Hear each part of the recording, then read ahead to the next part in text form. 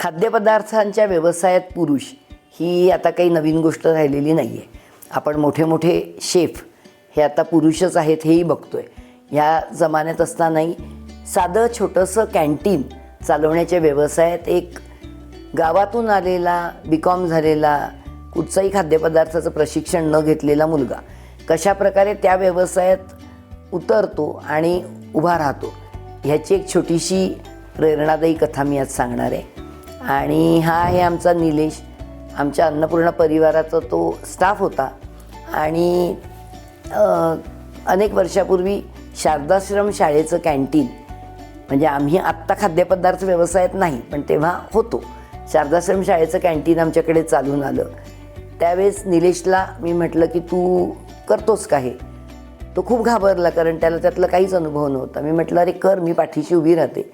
आणि आम्ही तिथे थोडंसं शाळेशी बोललो आणि आमचा माणूस आहे सांगून त्याला सुरुवात करून दिली. आज दादर स्टेशन शेजारी शारदाश्रम शाळेचं कॅन्टीन निलेश आमचा अतिशय सक्षमपणे चालवतो आहे. त्याच्याकडे 4-5 कर्मचारी आहेत. शाळेच्या शिक्षकांना, मुलांना सर्व लागतील ते जे काही खाद्यपदार्थ लागतात ते पुरवतो. आणि ह्याच्यातून त्याचा टर्नओव्हर इतका झालेला आहे की तो साधारण 50,000 ते 60,000 स्वतः कमवतो.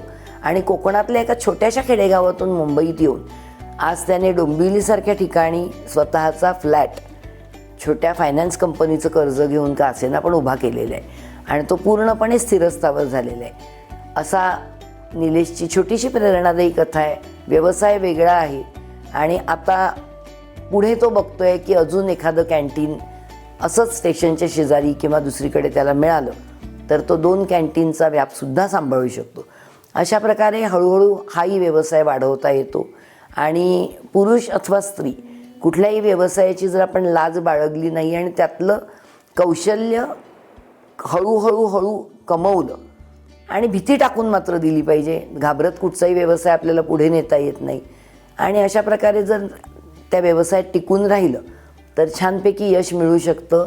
अशी ही अजून एक प्रेरणादायी कथा आमच्या निलेशची.